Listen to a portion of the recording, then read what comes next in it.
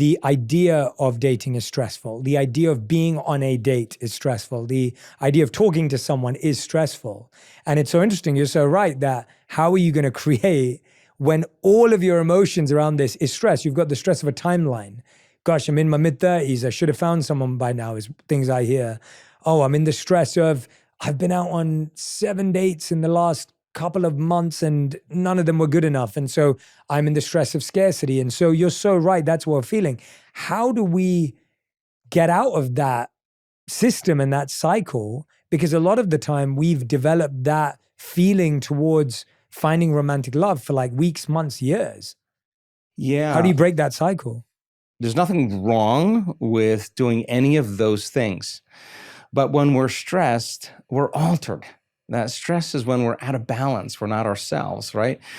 We can't relax and be authentic. And so typically, it usually takes a crisis or a disease or a diagnosis or a trauma or a loss or a betrayal for a person to really decide, is this really who I want to continue to be? So my message is, why wait for that, right? So there's nothing wrong with saying, I want to be in a relationship. I want the following things in a relationship from this person, or what might be my ideal relationship. How detailed should you get on something like that? Like, should you be talking about physical things, or is it mainly emotional and connectedness? Like, I think people have an image in their mind of what they like or what their type is or whatever. I don't think there's anything wrong with that. But I think what people are really looking for is connection and joy. Like, people should be in a relationship. The reason they should be in a relationship is to be overjoyed to be with the person that you're with, right? You want joy in your life.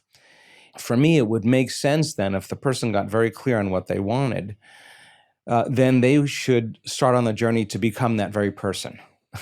They should really work on being that very person that they want. So there would have to be some change that they would have to make in order to be worthy enough to create a person that they would attract in their life. And we cannot attract anything in our life that we feel separate from.